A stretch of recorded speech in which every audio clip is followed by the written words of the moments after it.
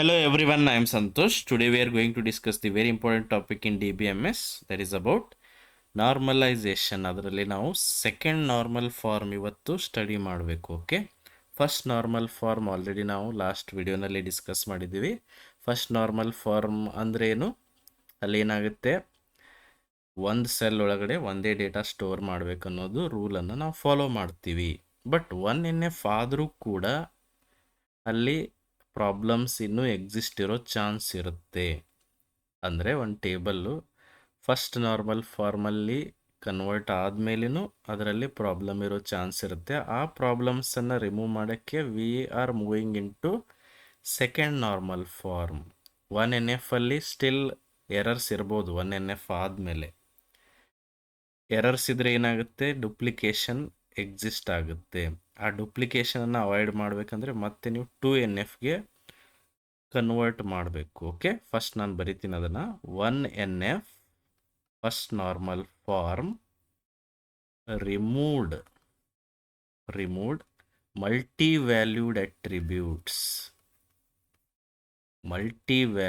Attributes ಅಂದ್ರೇನು, 1NF use ಮಾಡಿ ನಾವು ಏನು ಮಾಡಿದ್ವಿ, ಒಂದೇ ಸೆಲ್ಲಲ್ಲಿ ಮಲ್ಟಿಪಲ್ ವ್ಯಾಲ್ಯೂಸ್ ಹಾಕ್ಲಾರ್ದಂಗೆ ರಿಮೂವ್ ಮಾಡಿದ್ವಿ. Okay, but still redundancy exist. Redundancy means duplication ಅಥವಾ any problem can still exist. ಇನ್ನೂ ಪ್ರಾಬ್ಲಮ್ ಇರಬಹುದು. ಆ ಪ್ರಾಬ್ಲಮನ್ನು ರಿಮೂವ್ ಮಾಡೋಕ್ಕೆ ಮತ್ತೆ 2NFಗೆ ಮೂವ್ ಆಗಬೇಕಾಗತ್ತೆ. ಓಕೆ, ಅದಕ್ಕೆ ನಾವೇನು ಮಾಡಬೇಕು, 2NFಗೆ ಮೂವ್ ಆಗಬೇಕು. 2NF ಏನು ಮಾಡುತ್ತೆ ಅಂತ ನಾನು ಹೇಳ್ತೀನಿ. Second normal form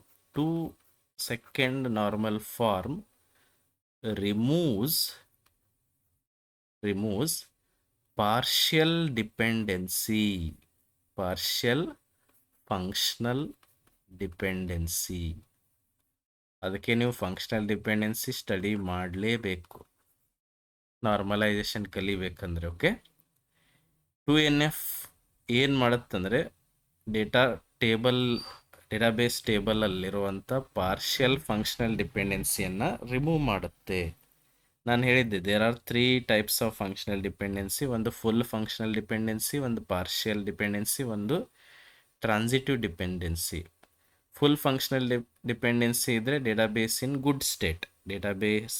is in good state. But partial functional dependency ಇದ್ದರೆ ಅಲ್ಲಿಯೂ ಕೂಡ ಡುಪ್ಲಿಕೇಶನ್, ರಿಡಂಡೆನ್ಸಿ ಇರೋ ಚಾನ್ಸಸ್ ಇರುತ್ತೆ. ಅಂದರೆ ಡೇಟಾ ರಿಪೀಟ್ ಆಗೋ ಚಾನ್ಸಸ್ ಇರುತ್ತೆ. ಅದಕ್ಕೆ ನಾವು 2NF ಯೂಸ್ ಮಾಡಿ ಪಾರ್ಷಿಯಲ್ ಫಂಕ್ಷನಲ್ ಡಿಪೆಂಡೆನ್ಸಿ ರಿಮೂವ್ ಮಾಡಬೇಕು. ಓಕೆ, ಈ ಪಾರ್ಷಿಯಲ್ ಫಂಕ್ಷನಲ್ ಡಿಪೆಂಡೆನ್ಸಿ ಅಂದರೆ ಏನು ಅಂತ ನಾನು ಮತ್ತೀಗ ಹೇಳ್ತೀನಿ. ಬಟ್ ನೀವು ಇದು ಇನ್ನೂ ಈಸಿಯಾಗಿ ಅರ್ಥ ಆಗಬೇಕಂದ್ರೆ ನೀವು ಫಂಕ್ಷನಲ್ ಡಿಪೆಂಡೆನ್ಸಿ ಕ್ಲಾಸನ್ನು ನೋಡ್ಕೊರಿ. ಓಕೆ, ಹಾಗಂದರೆ ಎಕ್ಸಾಮಲ್ಲಿ ನೀವು ವಾಟ್ ಈಸ್ 2NF ಅಂದರೆ 2NF removes partial functional dependency ಅಂತ ಬರೆದ್ರು ಸಾಕು, you will get 2 marks. Okay, but ಕಂಪ್ಲೀಟಾಗಿ ಡಿಫೈನ್ ಮಾಡೋದಾದರೆ ಹೆಂಗೆ ಬರಿಬೇಕು, ಎ ರಿಲೇಷನ್ ಅಥವಾ ಎ ಟೇಬಲ್. ರಿಲೇಷನ್ ಅಂದರೆ table is in 2NF is in second normal form. ಒಂದು ಟೇಬಲ್ ಸೆಕೆಂಡ್ ನಾರ್ಮಲ್ ಫಾರ್ಮ್ ಅಥವಾ 2NF ಅಲ್ಲಿ ಯಾವಾಗಿರುತ್ತಂದರೆ 2NF if it is already in 1NF ಒಳಗಂತೂ ಇರಲೇಬೇಕು. 1NF ಒಳಗೆ ಇರಬೇಕಂದ್ರೆ ಅದರ ಅರ್ಥ ಏನು, ಒಂದೊಂದು ಸೆಲ್ ಒಳಗಡೆ ಒಂದೊಂದೇ ವ್ಯಾಲ್ಯೂ ಇರಬೇಕು. ದಿಸ್ ಇಸ್ ಕಾಮನ್ ಥಿಂಗ್, ಇದನ್ನು ನೀವು ಮಾಡ್ಬೋದು. ಓಕೆ, 1NF ಆ್ಯಂಡ್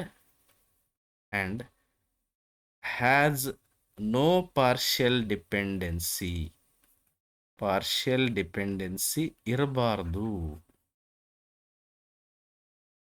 ಆವಾಗ ಅದನ್ನು ಆ ರಿಲೇಷನ್ ಅಥವಾ ಟೇಬಲ್ 2NF ಒಳಗಡೆ ಇದೆ ಅಂತ ನೀವು ಹೇಳ್ಬೋದು. ಅದು 1NF ಒಳಗಡೆ ಇರಬೇಕು. 1NF ಅಂದರೆ ಒಂದು ಸೆಲ್ ಒಳಗಡೆ ಒಂದೇ ಡೇಟಾ ಇರಬೇಕು. ಆ್ಯಂಡ್ ಅದು ಪಾರ್ಷಿಯಲ್ ಡಿಪೆಂಡೆನ್ಸಿ ಆ ಟೇಬಲ್ ಒಳಗಡೆ ಇರಬಾರ್ದು. ಅಂಥ ರಿಲೇಷನ್ಗೆ ನಾವೇನಂತೀವಿ, the relation is in 2NF.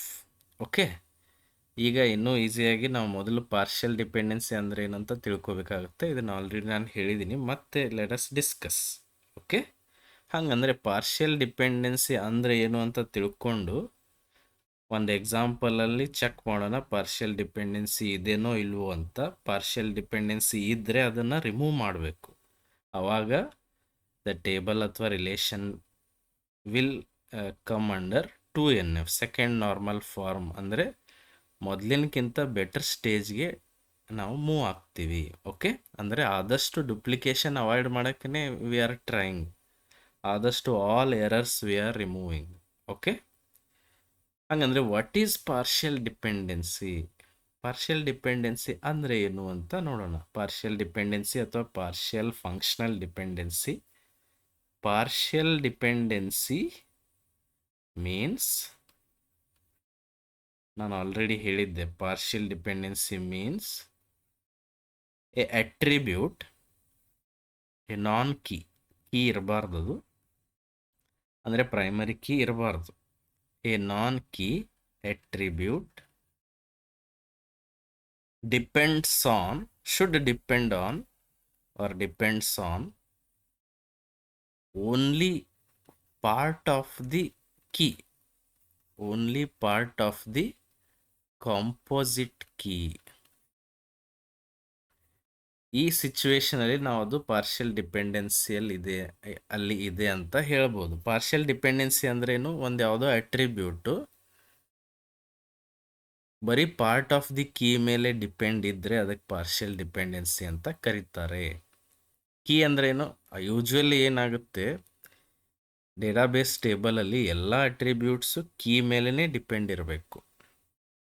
Okay, if key composite key ಇತ್ತಂದರೆ, ಕಾಂಪೋಸಿಟ್ ಕೀ ಅಂದ್ರೆ ಏನು, ಒಂದಕ್ಕಿಂತ ಹೆಚ್ಚು ಎರಡು ಅಟ್ರಿಬ್ಯೂಟ್ ಯೂಸ್ ಮಾಡಿ ಒಂದು ಕೀ ಮಾಡಿದ್ದೀರ ಅಂತ ತಿಳ್ಕೊರಿ. ಆವಾಗ ಬೇರೆ ಯಾವುದೋ ಒಂದು ಅಟ್ರಿಬ್ಯೂಟು ಈ ಕಾಂಪೋಸಿಟ್ ಕೀ ಮೇಲೆ ಕಂಪ್ಲೀಟಾಗಿ ಡಿಪೆಂಡ್ ಇರಬೇಕು. ಬರೀ ಪಾರ್ಟ್ ಆಫ್ ದಿ ಕೀ ಮೇಲೆ ಡಿಪೆಂಡ್ ಇದ್ದರೆ ಅದಕ್ಕೆ ಪಾರ್ಷಿಯಲ್ ಡಿಪೆಂಡೆನ್ಸಿ ಅಂತ ಕರಿತೀವಿ. ಓಕೆ, ಫಾರ್ ಎಕ್ಸಾಂಪಲ್, ಒಂದು ಎಕ್ಸಾಂಪಲ್ ನೋಡಿದರೆ ನಿಮ್ಗೆ ಇನ್ನೂ ಈಸಿಯಾಗಿ ಅರ್ಥ ಆಗುತ್ತೆ. Okay, let us take one example. ಇಲ್ಲಿ ಕಂಪೋಸಿಟ್ ಕೀ ವರ್ಡ್ ಯಾಕೆ ಬರುತ್ತಂದರೆ, ಪಾರ್ಟ್ ಆಫ್ ದಿ ಕೀ ಅಂದರೆ ಒಂದೇ ಕೀ ಅಂತೂ ಇರೋದಿಲ್ಲ, ಒಂದಕ್ಕಿಂತ ಹೆಚ್ಚು ಕೀನೇ ಇರಬೇಕಲ್ಲ. ಅದಕ್ಕೆ we are considering composite key. Composite ಕೀನೇ ಇರ್ತವೆ ಯೂಶ್ವಲಿ, ಯಾಕಂದರೆ ರಿಯಲ್ ವರ್ಲ್ಡಲ್ಲಿ ಮೆನಿ ಟು ಮೆನಿ ರಿಲೇಷನ್ಶಿಪ್ಸ್ ಜಾಸ್ತಿ ಇರೋದ್ರಿಂದ ಕಂಪೋಸಿಟ್ ಕೀನೇ ಯೂಸ್ ಮಾಡ್ತೀವಿ. ಹಂಗಂದರೆ ಒಂದು ಎಕ್ಸಾಂಪಲ್ ನೋಡೋಣ. That is student enrolment table. ಅಂದರೆ ಯಾವ ಸ್ಟೂಡೆಂಟು ಯಾವ ಕೋರ್ಸ್ಗೆ ಎನ್ರೋಲ್ ಆಗಿದ್ದಾರೆ ಅಂತ ನಮ್ಮ ಕಡೆ ಡೀಟೇಲ್ಸ್ ಇದೆ ಅಂತ ತಿಳ್ಕೊರಿ. ಸ್ಟೂಡೆಂಟ್ ಬಗ್ಗೆ ಏನೇನು ಸ್ಟೋರ್ ಮಾಡಿದವರು, ಸ್ಟೂಡೆಂಟ್ ID. ಅದೇ ಥರ ಕೋರ್ಸ್ ಬಗ್ಗೆ ಏನು ಸ್ಟೋರ್ ಮಾಡಿದ್ದಾರೆ, ಕೋರ್ಸ್ ID, ಸ್ಟೂಡೆಂಟ್ ನೇಮ್, ಅದೇ ಥರ ಕೋರ್ಸ್ ನೇಮ್. ಇದನ್ನೆಲ್ಲ ಒಂದು ಟೇಬಲಲ್ಲಿ ಸ್ಟೋರ್ ಮಾಡಿದ್ದಾರೆ. ಆ ಟೇಬಲ್ ಹೆಸರೇನು, student enrolment table. Okay, student ID ಏನೇನಿದ್ದಾವೆ, S1 ಅನ್ನೋದು ಒಂದು ಸ್ಟೂಡೆಂಟ್ ID. ಇವರು C1 ಅನ್ನೋ ಕೋರ್ಸ್ ತೊಗೊಂಡಿದ್ದಾರೆ, ಎನ್ರೋಲ್ ಆಗಿದ್ದಾರೆ, ಅಂದರೆ ಜಾಯಿನ್ ಆಗಿದ್ದಾರೆ. ಇವ್ರ ಹೆಸರೇನು ರವಿ, ಆ್ಯಂಡ್ ಕೋರ್ಸ್ ಹೆಸರೇನು DBMS. Course ID is C1 and Ravi ಅವರು ಸ್ಟೂಡೆಂಟ್ ID ಏನು S1. ಇದೇ ಸ್ಟೂಡೆಂಟ್ S1 ಇನ್ನೊಂದು ಕೋರ್ಸ್ಗೆ ಜಾಯಿನ್ ಆಗಿದ್ದಾರೆ, ಅದು C2. ಇದೇ ಸ್ಟೂಡೆಂಟ್ ಅಂದರೆ ಅವ್ರ ಹೆಸರು ರವಿನೇ ಇರುತ್ತೆ, ಬಟ್ ಕೋರ್ಸ್ ಬೇರೆ ತೊಗೊಂಡಿದ್ದಾರೆ, ಅದು ಯಾವುದು ಜಾವಾ. ಅದೇ ಥರ ಇನ್ನೊಂದು ಸ್ಟೂಡೆಂಟ್ ಇದ್ದಾರೆ, ಅವ್ರು ಯಾರು S2 ಈಸ್ ದಿ ID. ಇವರು ಕೂಡ DBMS ಕೋರ್ಸ್ಗೆ ಜಾಯಿನ್ ಆಗಿದ್ದಾರೆ, ಅಂದರೆ C1. ಬೇರೆ ಸ್ಟೂಡೆಂಟ್ ಇರೋದ್ರಿಂದ ಇವ್ರ ಹೆಸರು ಚೇಂಜ್ ಇರುತ್ತೆ. ಕೋರ್ಸ್ ನೇಮ್ C1 ಅಂದರೆ ಯಾವುದು, DBMS. ಈ ಥರ ಸಿಂಪಲ್ ಡೇಟಾ ಇದೆ ಅಂತ ತಿಳ್ಕೊರಿ. ಇಲ್ಲಿ ನೀವು ಜಸ್ಟ್ ಅಬ್ಸರ್ವ್ ಮಾಡಿರಿ, ಒಬ್ಬ ಸ್ಟೂಡೆಂಟು ಮೆನಿ ಕೋರ್ಸ್ ತೊಗೊಂಡಿದ್ದಾರೆ, ಹೌದಲ್ಲ. ನೋಡ್ರಿ, S1 ಅನ್ನೋ ಸ್ಟೂಡೆಂಟು 2 ಕೋರ್ಸ್ ತೊಗೊಂಡಿದ್ದಾರೆ, ಆ್ಯಂಡ್ ಒಂದೇ ಕೋರ್ಸಲ್ಲಿ ಇಬ್ಬರು ಸ್ಟೂಡೆಂಟ್ಸ್ ಇದ್ದಾರೆ. ಜಾವಾನಲ್ಲಿ ಇಬ್ಬರು ಸ್ಟೂಡೆಂಟ್ ಇದ್ದಾರೆ, S1 ಆ್ಯಂಡ್ S2. ಈ ಥರ ಸಿಚುವೇಶನ್ ಇರ್ಬೋದಲ್ಲ, ಕರೆಕ್ಟ್. ಈ ಟೇಬಲಲ್ಲಿ ಪಾರ್ಷಿಯಲ್ ಡಿಪೆಂಡೆನ್ಸಿ ಎಕ್ಸಿಸ್ಟ್ ಇದೇನೋ ಇಲ್ವೋ ಅಂತ ನಾವು ಚೆಕ್ ಮಾಡಬೇಕು. ಅಕಸ್ಮಾತ್ ಇದರಲ್ಲಿ ಪಾರ್ಷಿಯಲ್ ಡಿಪೆಂಡೆನ್ಸಿ ಇದ್ದರೆ ಅದನ್ನು ರಿಮೂವ್ ಮಾಡಬೇಕು. ಈಗ ಫಸ್ಟ್ ಚೆಕ್ ಮಾಡಿರಿ weather this table is in 1NF. ಒಂದೊಂದು ಸೆಲ್ ಒಳಗಡೆ ಒಂದೊಂದೇ ಡೇಟಾ ಇದೆನಾ? ನಾನು ಪೂರ್ತಿ ಟೇಬಲ್ ಡ್ರಾ ಮಾಡ್ತೀನಿ ಈ ಥರ, ಅಂದರೆ ನಿಮ್ಗೆ ಈಸಿ ಆಗುತ್ತೆ. ಒಂದೊಂದು ಬಾಕ್ಸ್ ಒಳಗಡೆ ಒಂದೊಂದೇ ಡೇಟಾ ಇದೆಯಲ್ಲ, ಜಸ್ಟ್ ಅಬ್ಸರ್ವ್ ಮಾಡ್ರಿ. Okay, this is correct. This table is in, ಅಥವಾ this table relation is in 1NF. ಹೆಂಗೆ ಹೇಳಿದ್ರಿ? ಒಂದೊಂದು ಸೆಲ್ ಒಳಗಡೆ ಒಂದೊಂದೇ ಡೇಟಾ ಇದೆ, ಮಲ್ಟಿಪಲ್ ವ್ಯಾಲ್ಯೂಸ್ ಇಲ್ಲ. ಇದಕ್ಕೆ ನಾವು ಟೇಬಲ್ ಈಸ್ ಇನ್ 1NF ಅಂತ ಕರಿತೀವಿ. ಅದೇ ಥರ ಈಗೇನು ಚೆಕ್ ಮಾಡಬೇಕು? Whether the table is in 2NF, ಅದನ್ನು ನೀವು ಚೆಕ್ ಮಾಡಬೇಕು. ಅದು ಡೈರೆಕ್ಟಾಗಿ ಗೊತ್ತಾಗೋದಿಲ್ಲ. ಫಸ್ಟ್ ನೀವೇನು ಮಾಡಬೇಕು? ಕೀ ಐಡೆಂಟಿಫೈ ಮಾಡಿರಿ. ಇದರಲ್ಲಿ ಕೀಯನ್ನು ಯಾವುದಾಗಿ ಚೂಸ್ ಮಾಡಬೇಕು. Okay, let us identify the key. Key ಅಂದರೆ ಪ್ರೈಮರಿ ಕೀ, PK ಅಂತ ಬರೆದಿರ್ತೀನಿ. ಇದಕ್ಕೆ ನೀವು ಬೇಸಿಕ್ ಕಾನ್ಸೆಪ್ಟ್ಸ್ ನಿಮ್ಗೆ ಗೊತ್ತಿರಲೇಬೇಕು. ಕೀ ಅಂದರೆ ಏನು? ಒಂದು ರೋ ಅನ್ನು ಯುನಿಕ್ಕಾಗಿ ಐಡೆಂಟಿಫೈ ಮಾಡಕ್ಕೆ ಬರಬೇಕು. ಓಕೆ, ಅಂದರೆ ಆ ಕಾಲಮಲ್ಲಿ ಡೇಟಾ ರಿಪೀಟ್ ಆಗಿರಬಾರ್ದು. ಅಂಥದ್ದು ಯಾವ್ದು ಕೀ ಇದೆ ನೋಡ್ರಿ? ಸ್ಟೂಡೆಂಟ್ ID ಕೀ ಆಗಿ ತಗೋಬೋದಾ? ಇಲ್ಲ, ಯಾಕಂದರೆ S1 ಇಲ್ಲಿ ಮತ್ತೆ ರಿಪೀಟ್ ಆಗಿದೆ. ಅದರ ಅರ್ಥ ಏನು? Can student ID alone identify row? ಒಂದು ರೋ ಅನ್ನು ಕಂಪ್ಲೀಟಾಗಿ ಬರೀ ಸ್ಟೂಡೆಂಟ್ ID ಮೇಲೇ ನೀವು ಐಡೆಂಟಿಫೈ ಮಾಡ್ಬೋದಾ? ಇಲ್ಲ, ಬಿಕಾಸ್ ದೇರ್ ಈಸ್ ರಿಪಿಟೇಷನ್. ಅದೇ ಥರ ಕೋರ್ಸ್ ID ಅನ್ನೋದನ್ನು ಕೀ ಆಗಿ ತಗೋಬೋದಾ? ಅಲ್ಲಿ ರಿಪಿಟೇಷನ್ ಇದೆ, ಅದನ್ನು ತೊಗೊಳಕ್ಕೆ ಬರಲ್ಲ. ಯಾಕೆ ರಿಪಿಟೇಷನ್ ಇದೆ ಅಂದರೆ ಒಬ್ಬ ಸ್ಟೂಡೆಂಟು ಮೆನಿ ಕೋರ್ಸ್ ತೊಗೋಬೋದು ಆ್ಯಂಡ್ ಒಂದು ಕೋರ್ಸಲ್ಲಿ ಮೆನಿ ಸ್ಟೂಡೆಂಟ್ಸ್ ಇರ್ಬೋದು. ಅದಕ್ಕೋಸ್ಕರ ಇಲ್ಲಿ ರಿಪಿಟೇಷನ್ ಆಗಿದೆ. And this is okay. ಹಂಗಂದರೆ ಸ್ಟೂಡೆಂಟ್ ನೇಮ್ ಅಂತೂ ಕೀ ತೊಗೊಳಕ್ಕೆ ಬರೋಂಗಿಲ್ಲ, ದೇರ್ ಈಸ್ ರಿಪಿಟೇಷನ್. ನೇಮ್ಸ್ ಅಂತೂ ರಿಪೀಟ್ ಆಗ್ತವೆ, ಕೋರ್ಸ್ ನೇಮು ರಿಪೀಟ್ ಆಗುತ್ತೆ. ಹಾಗಂದರೆ ಕೀಯನ್ನು ಯಾವುದಾಗಿ ಕನ್ಸಿಡರ್ ಮಾಡ್ಬೇಕೀಗ? ಈಗ ನೀವು ಜಸ್ಟ್ ಅಬ್ಸರ್ವ್ ಮಾಡಿರಿ, ಸ್ಟೂಡೆಂಟ್ ID ಕೋರ್ಸ್ ID ಎರಡೂ ಕಂಬೈನ್ ಮಾಡಿ ಎಲ್ಲಾದರೂ ರಿಪಿಟೇಷನ್ ಆಗಿದೆನಾ? ಇಲ್ಲ ಅಲ್ಲ. ಹಾಗಂದರೆ we can consider key as combination of student ID, STD ID ಮತ್ತು ಕೋರ್ಸ್ ID. ಹಿಂಗೆ ಕಾಂಬಿನೇಷನ್ ಆಫ್ ಕೀ ತೊಗೊಂಡ್ರೆ ಇದಕ್ಕೆ ಏನಂತಾರೆ? ಕಾಂಪೋಸಿಟ್ ಅಂತಾರೆ. ಒಂದೇ ಕೀ ಇಲ್ಲ ಇಲ್ಲಿ, ಎರಡು ಅಟ್ರಿಬ್ಯೂಟ್ಸ್ ತೊಗೊಂಡು ನೀವು ಕೀ ಮಾಡಿರಲ್ಲ, ಅದಕ್ಕೇನಂತಾರೆ? ಕಾಂಪೋಸಿಟ್ ಕೀ ಅಂತಾರೆ. ಅಂದರೆ ಎರಡೂ ಕೂಡ ರಿಪಿಟೇಷನ್ ಆಗೋದಿಲ್ಲ. Got it? ಅರ್ಥ ಆಯ್ತಲ್ಲ ಕೀ ಹೆಂಗೆ ಐಡೆಂಟಿಫೈ ಮಾಡಿದರೆ? This is what combination of student ID and course ID. ಎರಡು ಅಟ್ರಿಬ್ಯೂಟ್ ಇರೋದ್ರಿಂದ ಅದಕ್ಕೆ ಕಾಂಪೋಸಿಟ್ ಅಂತ ಕರೀತಾರೆ. ಒಂದೇ ಕೀ ಇಲ್ಲ, ಕಾಂಬಿನೇಷನ್ ಆಫ್ ಅಟ್ರಿಬ್ಯೂಟ್ ಇರೋದ್ರಿಂದ this is called composite. Let us identify dependencies. ಇದರಲ್ಲಿ ಏನೇನು ಡಿಪೆಂಡೆನ್ಸೀಸ್ ಇದಾವೆ ಅಂತ ನೋಡೋಣ. Find dependencies. ಈಗ ಹೆಂಗೆ ನೀವು ಕೀ ಕಂಡುಹಿಡಿದ್ರೋ, ಈಗ ಡಿಪೆಂಡೆನ್ಸೀಸ್ ಏನೇನದಾವ ಅಂತ ನೋಡೋಣ. ಈ ಕೀಸ್ ಅಟ್ರಿಬ್ಯೂಟ್ ಬಿಟ್ಟು ಮತ್ತೆ ಯಾವ್ಯಾವ ಅಟ್ರಿಬ್ಯೂಟ್ ಇದ್ದಾವೆ? ಸ್ಟೂಡೆಂಟ್ ನೇಮ್ ಅನ್ನೋದು ಅಟ್ರಿಬ್ಯೂಟ್ ಇದೆ, ಕೋರ್ಸ್ ನೇಮ್ ಅನ್ನೋದು ಅಟ್ರಿಬ್ಯೂಟ್ ಇದೆ. ಅವ್ರ ಪ್ರಕಾರ ಈ ಸ್ಟೂಡೆಂಟ್ ನೇಮ್ ಅನ್ನೋದು ಕಂಪ್ಲೀಟ್ಲಿ ಕಾಂಪೋಸಿಟ್ ಹೋಲ್ ಕೀ ಮೇಲೆ ಡಿಪೆಂಡ್ ಇರಬೇಕು. ಅದೇ ಥರ ಕೋರ್ಸ್ ನೇಮ್ ಅನ್ನೋದು ಕಂಪ್ಲೀಟ್ ಕೀ ಮೇಲೇ ಡಿಪೆಂಡ್ ಇರಬೇಕು, ಅಂದರೆ ಅದು ಪರ್ಫೆಕ್ಟ್ ಡಿಸೈನ್. ಹಂಗೆಲ್ಲರೂ ಇದೆಯಾ ಅಂತ ನೋಡೋಣ. ಅಬ್ಸರ್ವ್ ಮಾಡ್ರಿ, ಸ್ಟೂಡೆಂಟ್ ನೇಮ್ ಅನ್ನೋದು ಎರಡು ಕೀ ಮೇಲೆ ಡಿಪೆಂಡ್ ಇದೆಯೋ ಇನ್ನು ಒಂದರಿಂದನೇ ಕಂಡು ಹಿಡಿಬೋದಾ? ಎರಡು ಕೀ ಅಂದರೆ ಕಾಂಪೋಸಿಟ್ ಕೀ. ಸ್ಟೂಡೆಂಟ್ ನೇಮ್ ಅನ್ನೋದು ಜಸ್ಟ್ ನೀವು ಸ್ಟೂಡೆಂಟ್ ID ಮೇಲೆ ಕಂಡು ಹಿಡಿಬೋದಲ್ಲ. ಅದೇ ಥರ ಕೋರ್ಸ್ ನೇಮ್ ಅನ್ನೋದನ್ನು ಬರೀ ಕೋರ್ಸ್ IDಯಿಂದ ಕಂಡು ಹಿಡಿಬೋದು. ಅದರ ಅರ್ಥ ಏನು? ಒಂದು attribute depends on only part of the key, not full key. ಬರೀ ಪಾರ್ಟ್ ಆಫ್ ದಿ ಕೀ ಮೇಲೆ ಡಿಪೆಂಡ್ ಇದೆ. ಅಂದರೆ ಸ್ಟೂಡೆಂಟ್ ನೇಮನ್ನು ನೀವು ಸ್ಟೂಡೆಂಟ್ ಐ ಡಿಯಿಂದ ಕಂಡುಹಿಡಿಬೋದು. ಅದಕ್ಕೆ ಎರಡು student I D course I D ಎರಡೂ ಬೇಕಾಗಿಲ್ಲ, ಕಾಂಪೋಸಿಟ್ ಕೀ ಬೇಕಾಗಿಲ್ಲ, ಬರೀ ಅದರದ್ದು ಒಂದು ಪಾರ್ಟ್ ಸಿಕ್ಕರೂ ಸಾಕು. ಅದೇ ಥರ ಕೋರ್ಸ್ ನೇಮ್ ಅನ್ನೋದು ಒಂದು ಅಟ್ರಿಬ್ಯೂಟ್ ಇದೆ. ಅದಕ್ಕೂ ನೀವು ಕೋರ್ಸ್ ನೇಮ್ ಕಂಡುಹಿಡಿಬೇಕಂದ್ರೆ student I D course I D ಎರಡೂ ಬೇಕಾಗಿಲ್ಲ, ಬರೀ ಕೋರ್ಸ್ ಐ ಡಿ ಸಿಕ್ಕರೆ ಸಾಕು. ಅಂದರೆ ಕೋರ್ಸ್ ನೇಮ್ಗೆ ಕಾಂಪೋಸಿಟ್ ಕೀದ ಅವಶ್ಯಕತೆ ಇಲ್ಲ, only part of the key ಅವಶ್ಯಕತೆ ಇದೆ ಅಂದಂಗೆ ಆಯ್ತಲ್ಲ. ಹಾಗಂದ್ರೆ ಡೆಫಿನೆಟ್ಲಿ ಇಲ್ಲಿ ಪಾರ್ಷಿಯಲ್ ಡಿಪೆಂಡೆನ್ಸಿ ಇದೆ. ಓಕೆ, ಅದನ್ನೇ ನಾನು ಇಲ್ಲಿ ಬರಿತೀನಿ. ಹಿಯರ್ ದಿ ಅಟ್ರಿಬ್ಯೂಟ್, ಯಾವ ಅಟ್ರಿಬ್ಯೂಟ್ ಅದು? Student name does not completely depend on composite key. ಪೂರ್ತಿ ಕಾಂಪೋಸಿಟ್ ಕೀದಿಂದನೇ ಕಂಡುಹಿಡಿಬೇಕನ್ನೋದು ಏನು ಅವಶ್ಯಕತೆ ಇಲ್ಲ, ಬರೀ ಕಾಂಪೋಸಿಟ್ ಕೀ ಒಳಗಿಂದ ಒಂದು key S T D I ಡಿಯಿಂದ ಕಂಡುಹಿಡಿಬೋದು. ಪಾರ್ಟ್ ಆಫ್ ದಿ ಕೀ ಅಂತಾರೆ ಅದಕ್ಕೆ. Okay, the attribute student name depends only on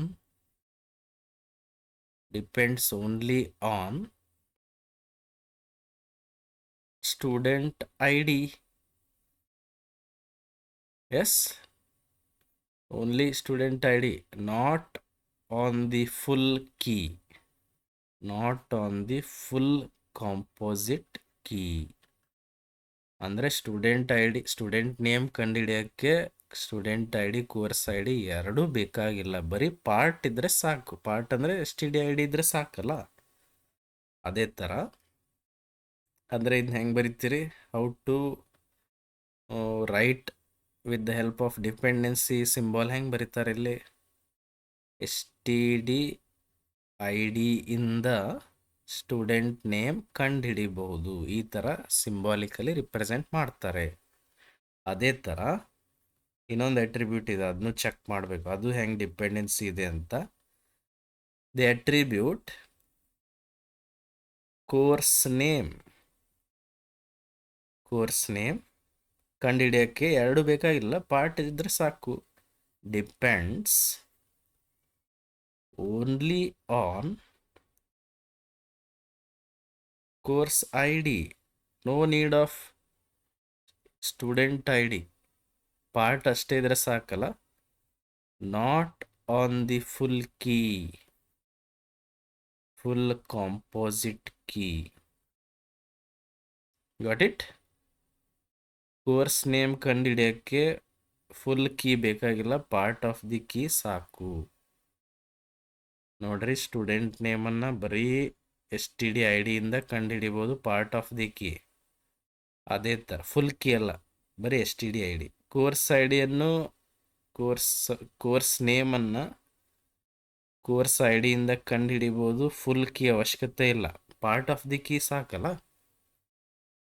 okay, ಅಂದರೆ ಇದನ್ನ ಹೆಂಗೆ ಬರೀತಾರೆ ಸಿಂಬಾಲಿಕಲಿ? ಕೋರ್ಸ್ ಐ ಡಿ ಇಂದ ಕೋರ್ಸ್ ನೇಮ್ ಕಂಡುಹಿಡಿಬಹುದು.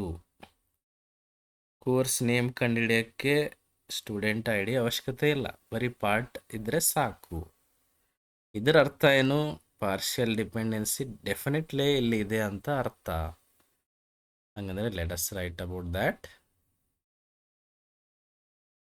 ಗೊತ್ತಾಯ್ತಲ್ಲ ನಿಮಗೆ? ಈಸಿ ಇದೆ ಇದು, very easy. Now you can say that, which means partial dependency exists in this table. ಈ ರಿಲೇಷನಲ್ಲಿ ಡೆಫಿನೆಟ್ಲಿ ಪಾರ್ಷಿಯಲ್ ಡಿಪೆಂಡೆನ್ಸಿ ಇದೆ ಅಂತ ಅರ್ಥ.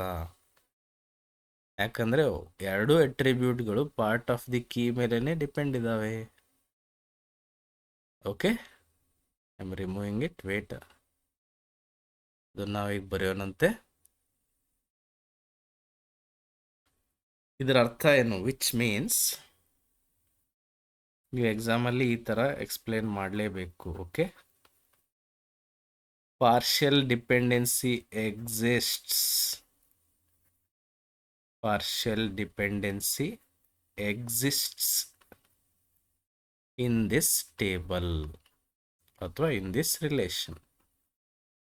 ಪಾರ್ಷಿಯಲ್ ಡಿಪೆಂಡೆನ್ಸಿ ಇದ್ದರೆ ರಿಡಂಡನ್ಸಿ ಇದ್ದೇ ಇರುತ್ತೆ, ಡುಪ್ಲಿಕೇಶನ್ ಆಗೇ ಆಗುತ್ತೆ. ಹಾಗಂದ್ರೆ ಈ ಪಾರ್ಷಿಯಲ್ ಡಿಪೆಂಡೆನ್ಸಿ ರಿಮೂವ್ ಮಾಡಲೇಬೇಕು. ಹಾಗಂದ್ರೆ ಎಲ್ಲಿ ರಿಡಂಡೆನ್ಸಿ ಇದೆ ಅಂತಲೂ ನೀವು ಚೆಕ್ ಮಾಡ್ಬೋದು. ರಿಡಂಡೆನ್ಸಿ ಎಲ್ಲಿದೆ ಹೇಳ್ರಿ?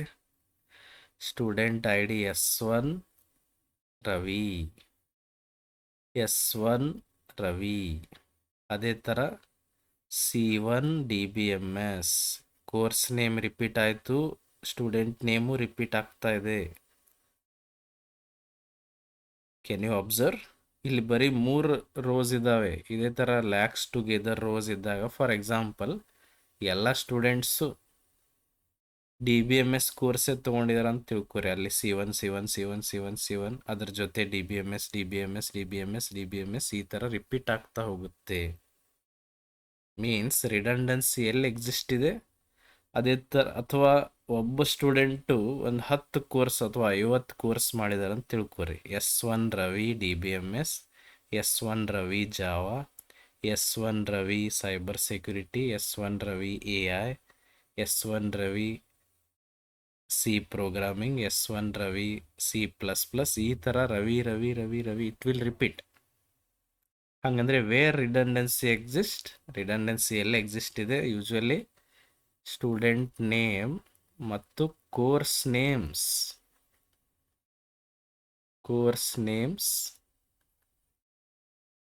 R repetitive. ಹಂಗಂದ್ರೆ ಈ ರಿಪಿಟೇಷನ್ ಆಗಲಾರ್ದ ಹಾಗೆ ನಾವು ನೋಡ್ಕೋಬೇಕು. ಓಕೆ, ಸ್ಟೂಡೆಂಟ್ ನೇಮ್ ಭಾಳ ಸರಿ ಬರಬಾರ್ದು, ಕೋರ್ಸ್ ನೇಮ್ನು ಭಾಳ ಸರಿ ಬರಬಾರ್ದು. ಹಾಗಾದ್ರೆ ಈಗ ಗೊತ್ತಾಯ್ತಲ್ಲ, here attribute depends on only part of the key, that's why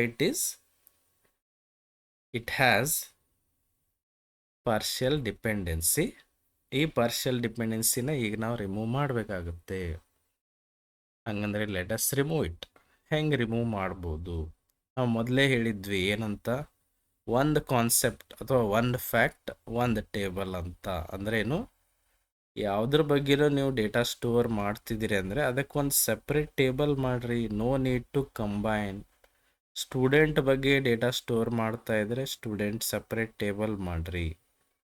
course ಬಗ್ಗೆ ಡೇಟಾ ಸ್ಟೋರ್ ಮಾಡ್ತಾ ಇದ್ರೆ ಕೋರ್ಸ್ ಸಪ್ರೇಟ್ ಟೇಬಲ್ ಮಾಡಿರಿ.